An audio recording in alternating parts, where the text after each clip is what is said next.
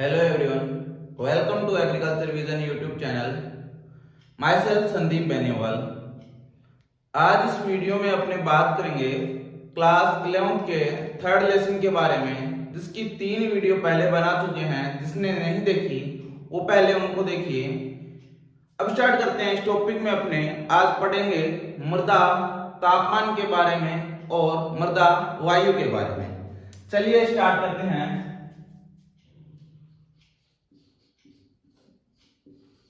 Lesson का नाम था मृदा या सॉइल. देखिए अपने पढ़ते हैं मृदा तापमान के बारे में. मृदा कणाकार और मृदा संरचना के बारे में अपने पिछले वीडियो में पढ़ चुके हैं. अब पढ़ेंगे अपने मृदा तापमान. देखिए मृदा तापमान किस वजह से होता है. एक तो सूर्य से जो आने वाली किरणें होती है उनकी वजह से मृदा तापमान होता है. सूर्य से आने वाली किरणों की वजह से, जैव रासायनिक क्रियाओं से, जैविक क्रियाओं से, रासायनिक क्रियाओं से, फसलों से, गर्म वर्षा से, सिंचाई से, इनसे क्या होता है, मृदा का तापमान होता है. अब ये मृदा तापमान क्यों जरूरी है फसलों के लिए. तो फसलों की बढ़वार के लिए, अंकुरण के लिए, इन सब के लिए क्या होता है, मृदा का तापमान जरूरी होता है. ठीक है. इसके बाद में पढ़ते हैं अपने कि मृदा के तापमान को प्रभावित करने वाले कारक और महत्व के बारे में पढ़ेंगे कि क्या क्या महत्व है. पहले देखते हैं मृदा तापमान क्या होता है परिभाषा के रूप में.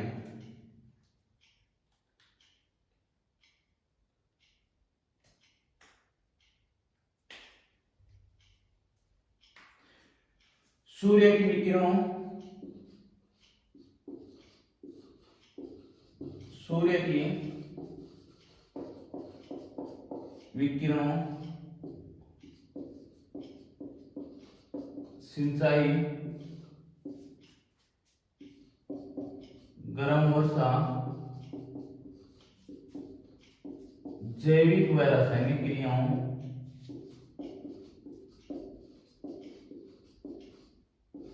जैविक व रासायनिक क्रियाओं. क्या हुआ, सूर्य की विकिरणों, सिंचाई के कारण, वर्षा के कारण, जैविक और रासायनिक क्रियाओं के कारण मृदा में उपस्थित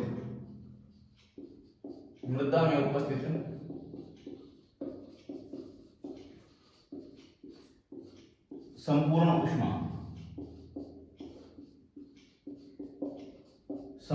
ऊष्मा को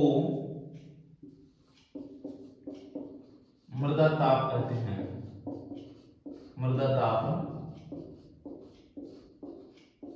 कहते हैं. ठीक है. इसके बाद में अपने पढ़ते हैं कि मृदा ताप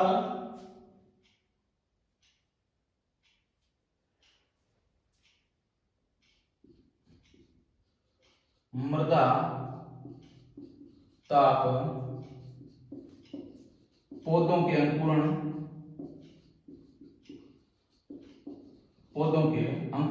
मतलब बीजों के अंकुरण,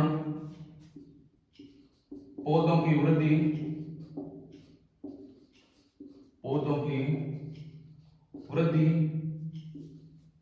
व के लिए महत्वपूर्ण है,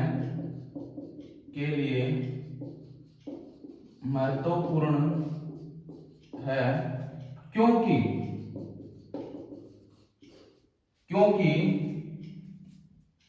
तापमान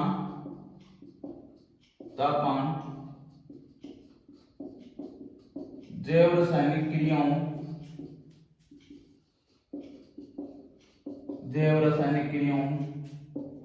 उसके बाद में जैव रासायनिक क्रियाओं व सूक्ष्म जीवों की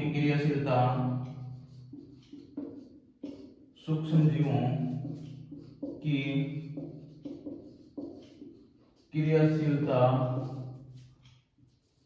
को प्रभावित करता है.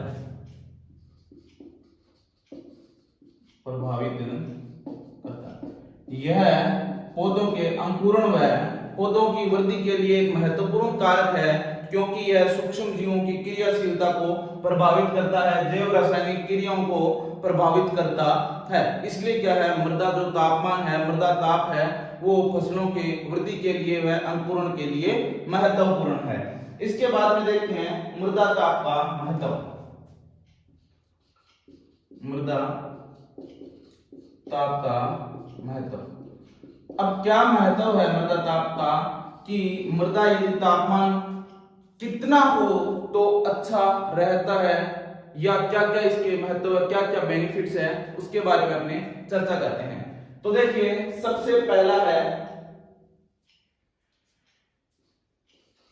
बीजों के अंकुरण, बीजों के अंकुरण व पौधों की वृद्धि के लिए, व पौधों की वृद्धि के लिए। अब क्यों महत्वपूर्ण है कि बीजों की वृद्धि होगी वह पौधों को क्या होगा, बीजों का अंकुरण होगा वह पौधों की क्या होगी, वृद्धि होगी।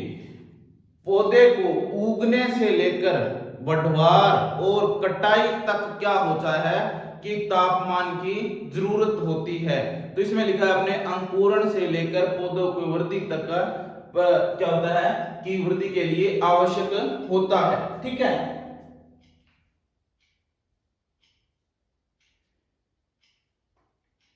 अब क्या होगा कि यदि तापमान कम या ज्यादा होगा,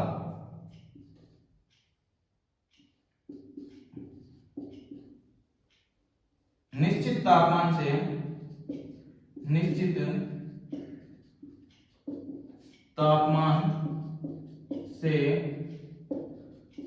कम या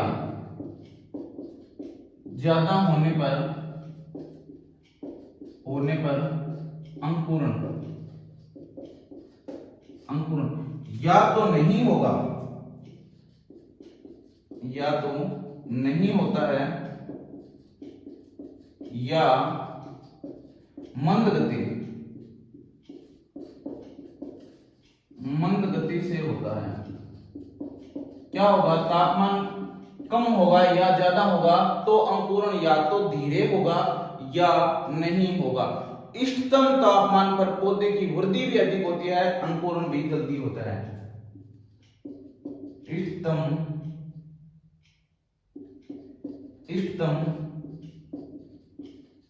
तापमान पर पौधे की वृद्धि अच्छी होती है। अब यदि पौधे को जो तापमान चाहिए वह तापमान होगा, उसको क्या कहेंगे, इष्टतम तापमान कहेंगे। इष्टतम तापमान पर क्या होगी, पौधे की वृद्धि अच्छी होगी, वृद्धि अच्छी होगी तो उत्पादन क्या होगा, अधिक होगा। दूसरा पॉइंट है जड़ों की वृद्धि। अब तापमान का जड़ों की वृद्धि पर क्या प्रभाव पड़ेगा,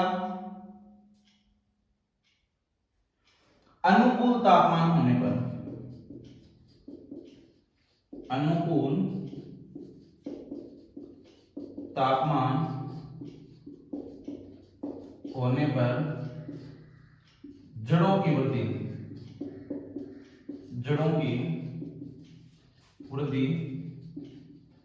अच्छी होती है। अनुकूल तापमान होने पर क्या होगा, जड़ों की वृद्धि अच्छी होगी। तापमान कम या ज्यादा होने पर, तापमान कम या ज्यादा होने पर जड़ों की वृद्धि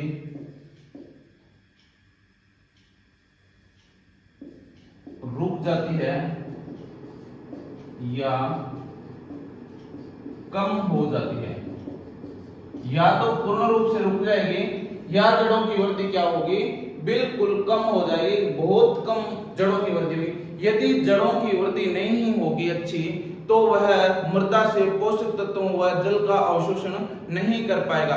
पौधों जल की वृद्धि नहीं होगी तो अवशोषण नहीं कर पाएगा, जल का अवशोषण नहीं कर पाएगा, पौधों का पोषक तत्वों का अवशोषण नहीं कर पाएगा, तो क्या होगा कि पौधा पूर्ण रूप से अच्छा विकास नहीं कर पाएगा और अपने को उत्पादन क्या होगा, कम प्राप्त होगा। ठीक है, पौधा कमजोर रह जाएगा। तीसरा पॉइंट अपने देखते हैं, मृदा में पोषक तत्व या जल अवशोषण। मृदा में पोषक तत्व या जल अवशोषण। क्या होता है कि मृदा में पोषक तत्व या जल का अवशोषण किस प्रकार करेगा, तो मृदा से पोषक तत्व व जल का अवशोषण करने के लिए एक उसको पौधे को अनुकूल तापमान की आवश्यकता होती है। तो पौधे को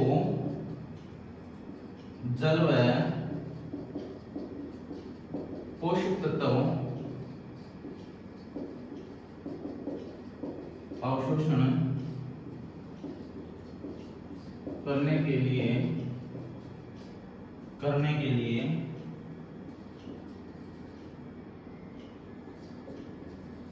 अनुकूल तापमान की आवश्यकता होती है। क्या होगा, एक फिक्स अपने को अनुकूल तापमान की पौधे की वृद्धि के लिए पोषक तत्वों और जल का अवशोषण करने के लिए आवश्यकता होती है। जैसे मैंने पहले अपने बात की थी जड़ों की वृद्धि, तो जड़ों की वृद्धि नहीं होगी तो वही कारण है कि पोषक तत्व और जल का अवशोषण अच्छे से नहीं कर पाएगा। जल्दी से वीडियो को पॉज करके इसको नोट कीजिए, इसके बाद में अपने आगे के पॉइंट्स देखते हैं।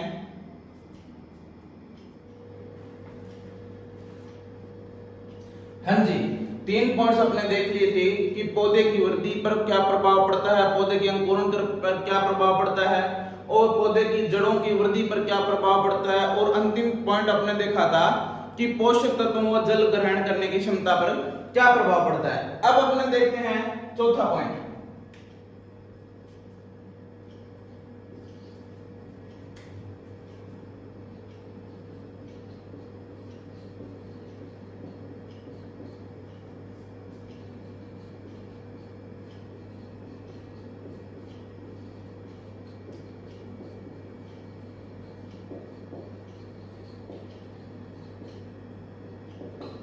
हाँ जी, तीसरा आपने देख लिया। अब देखते हैं अपने चौथा पॉइंट। चौथा पॉइंट क्या था कि उपज या प्रोडक्शन, उपज पर क्या प्रभाव पड़ता है। देखो सीधी सी बात कि यदि पौधा पोषक तत्व नहीं लेगा तो क्या होगा, उपज कम होगी, उसको पौधे को पोषक तत्व नहीं मिलेंगे, जल नहीं मिलेगा, जड़ों का अच्छा विकास नहीं होगा, अंकुरण नहीं होगा, और क्या होगा कि पौधे की अच्छी वृद्धि नहीं होगी, तो क्या होगा, उत्पादन अपने को कम मिलेगा। तो लिखते हैं इष्टतम तापमान पर अंकुरण अधिक होता है इससे, यानी कि इष्टतम तापमान से इससे कम या अधिक तापमान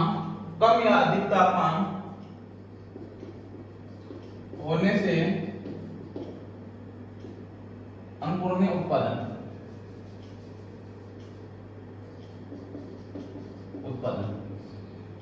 अधिक तापमान होने से उत्पादन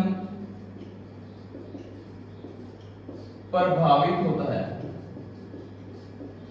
क्या हुआ कि यदि इष्टतम तापमान होगा, अधिकतम तापमान होगा, तो क्या होगा, पौधे के लिए जितना आवश्यक है उतना तापमान होगा, तो क्या होगा, अधिकतम उत्पादन प्राप्त होगा, जितना हो सके उतना उत्पादन प्राप्त होगा।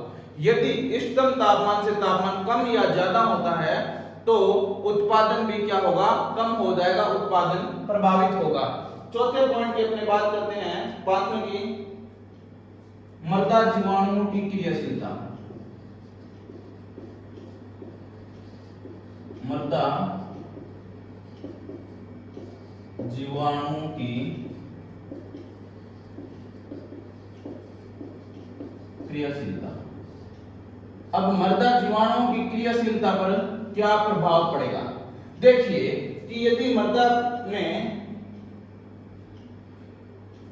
अपने को जैसे तापमान की आवश्यकता होती है, अपने भी तो चाहते हैं कि अपना हमेशा तापमान 30 डिग्री सेंटीग्रेड रहे, बढ़िया चिल, ना तो अपने को पंखे की जरूरत, ना कूलर की जरूरत, किसी की जरूरत नहीं, 30 डिग्री सेंटीग्रेड तापमान रहे, ना तो सर्दियां ना गर्मियां।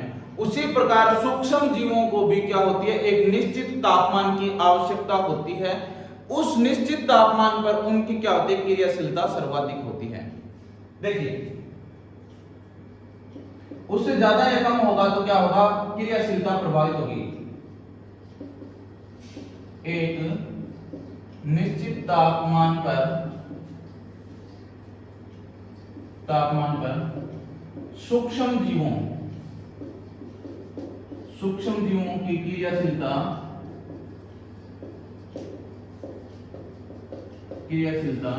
सर्वाधिक होती है। अब उनकी सर्वाधिक होती है तो क्या होगा कि अपने को वो काम अच्छे से करेंगे। क्रियाशीलता क्या होती है, उनके काम करने की गति या काम करने का ढंग, सही तरीके से वो क्या करेंगे, काम करेंगे। तापमान अधिक व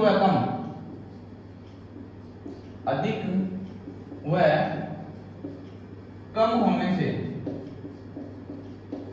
सूक्ष्म क्रियाशीलता पर, इनकी क्रियाशीलता पर प्रभाव पड़ता है। किनकी क्रियाशीलता पर? सूक्ष्म जीवों की काम करने के ढंग और स्पीड पर प्रभाव पड़ता है, हाँ जी। इसके बाद में 6 नंबर अपने पॉइंट देखते हैं, कार्बनिक पदार्थों का विच्छेदन।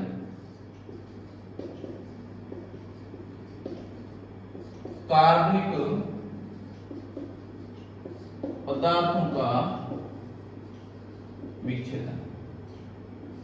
अब जो ऑर्गेनिक मैटर होते हैं, इनका अपघटन या विच्छेदन, उनको सरल अणुओं में कैसे तोड़ा जाता है, तो ये काम सूक्ष्म जीव करते हैं। यदि तापमान ज्यादा कम होगा या बहुत ज्यादा हो जाएगा तो क्या होगा, प्रभावित होगा। तो कार्बनिक पदार्थों का अपघटन होता है वो 45 से 98 डिग्री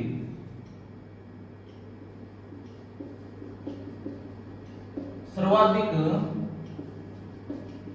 अपघटन 45 से 98 डिग्री सेंटीग्रेड तापमान पर होता है। अतः हम कह सकते हैं कि कार्बनिक पदार्थों का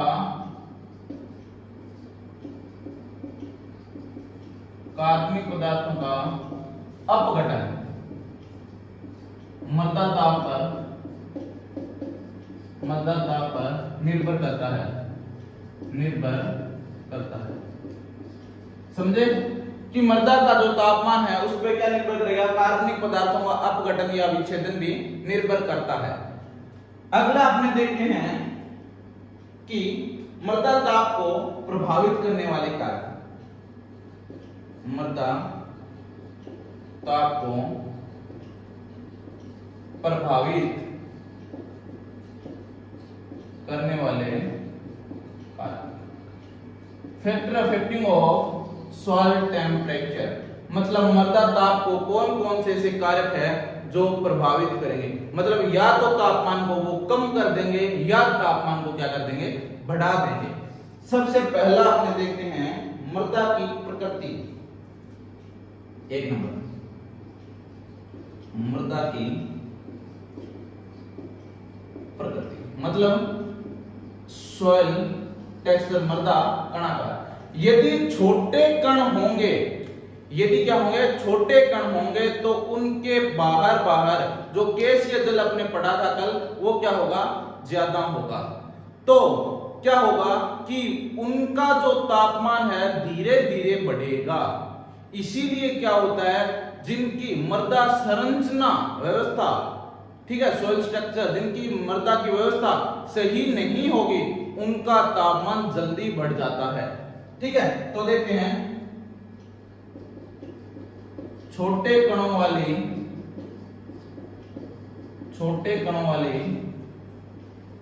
मृदा में मृदा जल की मात्रा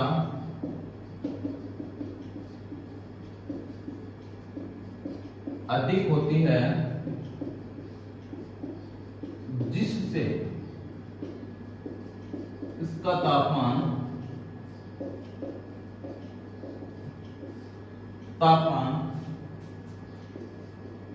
बड़े आकार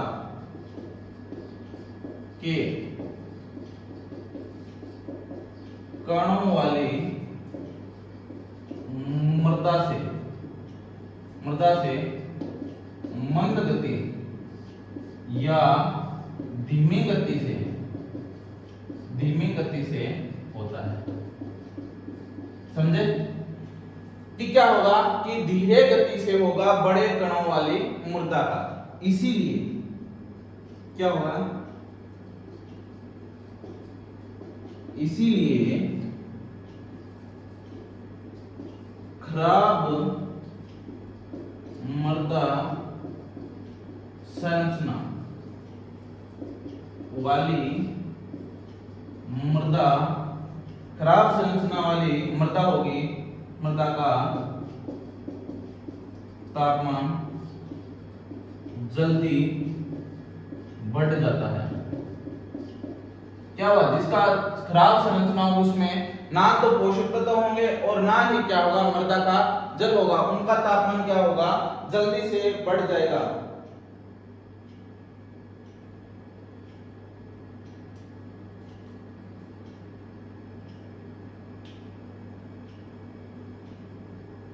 हाँ जी, मृदा का निर्माण किससे होता है? मृदा का निर्माण कार्बनिक पदार्थों और जीवांश पदार्थों,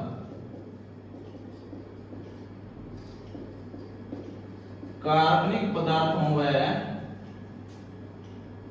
खनिज पदार्थों से होता है। कार्बनिक पदार्थों व खनिज पदार्थों से होता है। कार्बनिक पदार्थों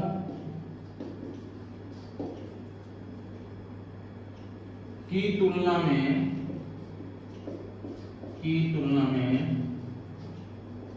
खनिज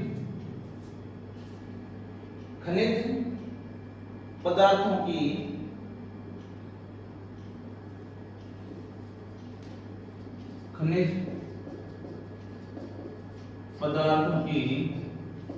विशिष्ट ऊष्मा का मान अधिक होता है।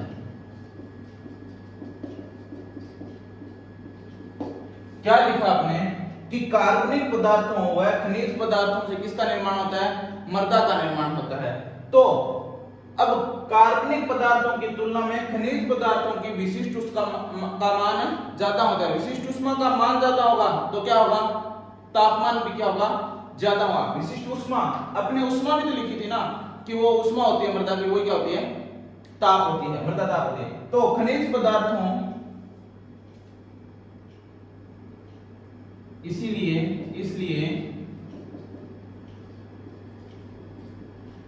खनिज पदार्थों का की मात्रा बढ़ने पर क्या होगा, मृदा तापमान बढ़ेगा। अब जिस मृदा में खनिज पदार्थ ज्यादा मात्रा में होंगे उस मृदा में क्या होगा, मृदा तापमान भी अधिक होगा। जल्दी से इसको नोट कीजिए, इसके आगे और भी प्रभावित करने वाले कारकों को अपने पढ़ेंगे।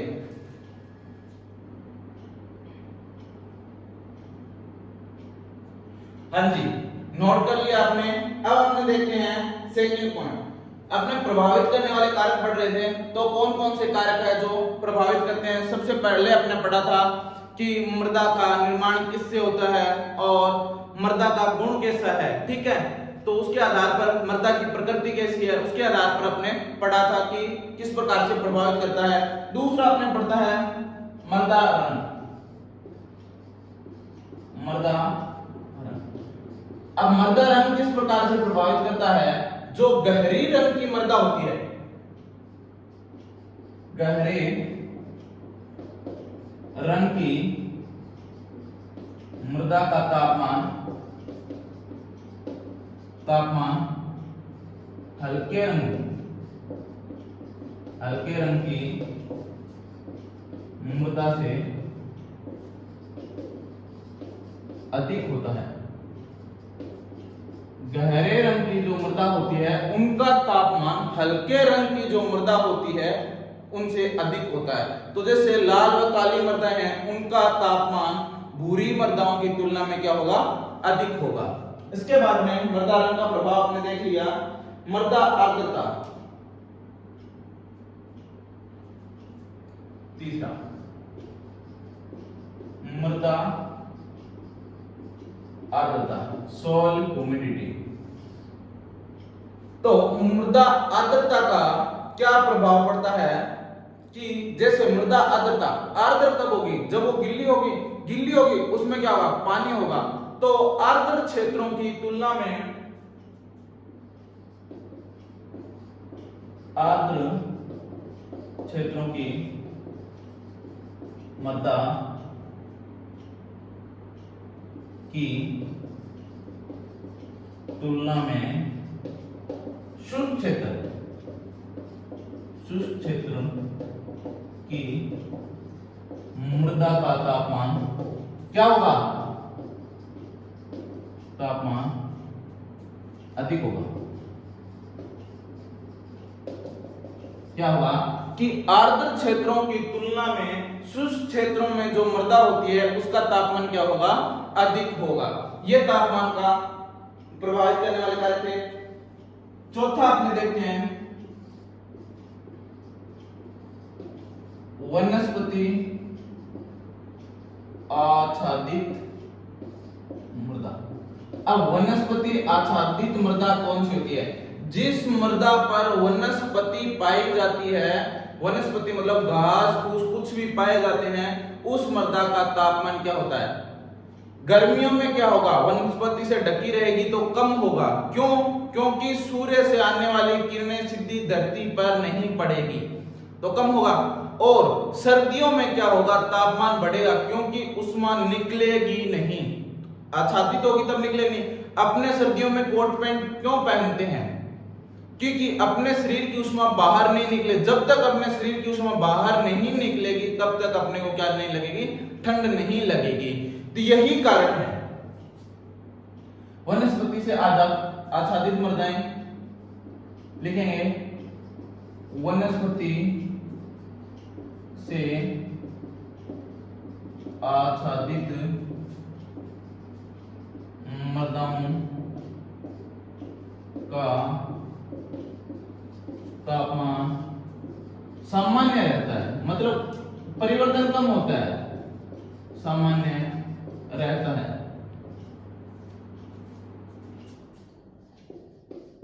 ग्रीष्म काल में सूर्य से आने वाली किरणें सीधे मृदा पर नहीं पड़ती, तो मृदा का तापमान नहीं बढ़ता, कम बढ़ता है, कम बढ़ता है। और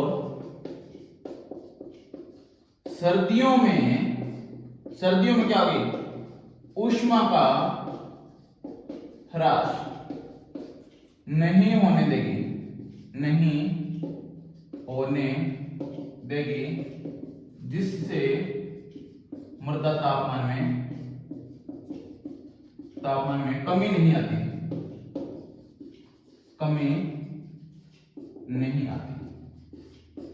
ठीक है। ये था वनस्पति का प्रभाव। इसके बाद में अपने पढ़ते हैं भूमि की ढाल का प्रभाव। भूमि की ढाल, अब देखिए, जहां सूर्य की किरणें सीधी पड़ेगी वहां का तापमान क्या होगा, अधिक होगा, और जहां सूर्य की किरणें क्या होगी, तिरछी पड़ेगी, वहां का तापमान क्या होगा, कम होगा। ढलान वाली भूमियों में क्या होगा कि सूर्य की किरणें तिरछी पड़ेगी तो तापमान क्या होगा, अधिक होगा। देखिए लिखते हैं अपने,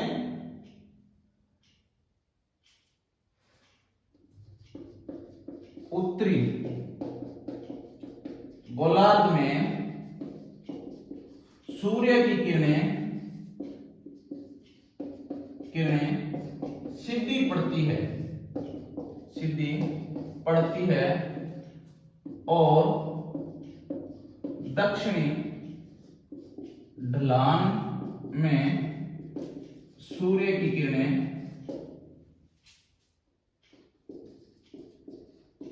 तिरछी पड़ती है, जिससे उत्तरी गोलार्ध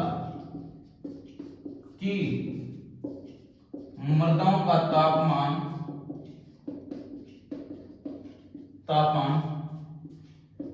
दक्षिणी ढलान वाले मृदा से अधिक होता है, ठीक है। अब ढलान का पढ़ लिया, अब अपने पढ़ते हैं 6 नंबर जलवायु का, क्लाइमेट का। जलवायु क्या होती है, जल और वायु का मिश्रण होता है और इसमें तापमान भी प्रभावी होता है, ठीक है। तो जब जल की मात्रा कम होगी तो क्या होगा, मृदा का तापमान बढ़ेगा। यही इसमें अपने पढ़ेंगे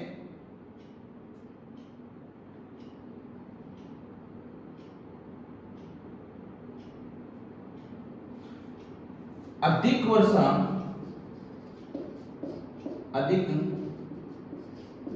वाले क्षेत्रों की मृदा कम वर्षा वाले क्षेत्रों की तुलना में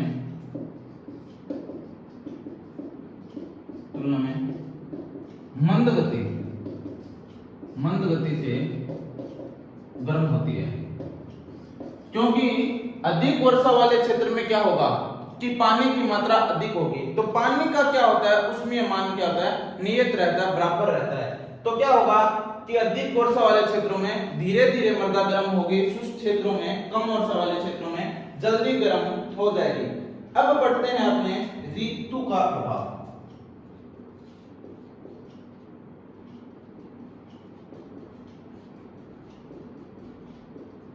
सीजन का प्रभाव क्या होता है कि सर्दी में आर्द्रता होगी और पानी का नुकसान कम होगा, तो क्या होगा, तापमान कम होगा, और गर्मी में सूखा होगा और तापमान क्या होगा, अधिक होगा। तो दूसरा देखते हैं कि सर्दी में सूर्य की किरणें कम चमकती है, तापमान ऊष्मा का मान उसमें कम होता है, और गर्मियों में ऊष्मा का मान उसमें अधिक होता है। तो लिखते हैं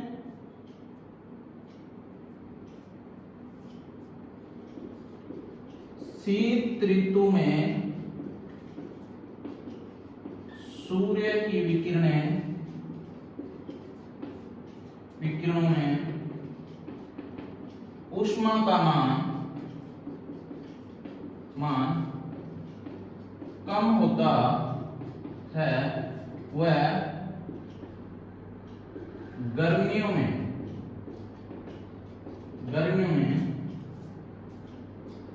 सूर्य की विकिरणों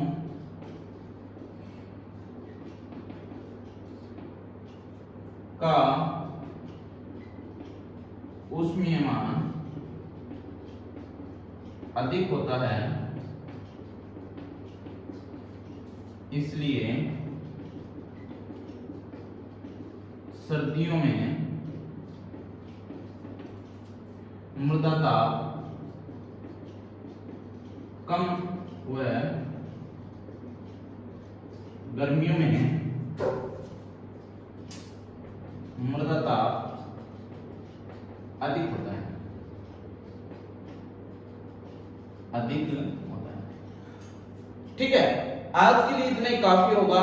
मिलते हैं अगली वीडियो में, जिसके अंदर अपने मृदा वायु के बारे में, सॉइल एयर के बारे में बात करेंगे कि मृदा वायु क्या होती है और किस प्रकार से वह इसको प्रभावित करती है, फसलों पर क्या प्रभाव रहते हैं। इन सब की चर्चा अपने अगले वीडियो में करेंगे। Thank you so much.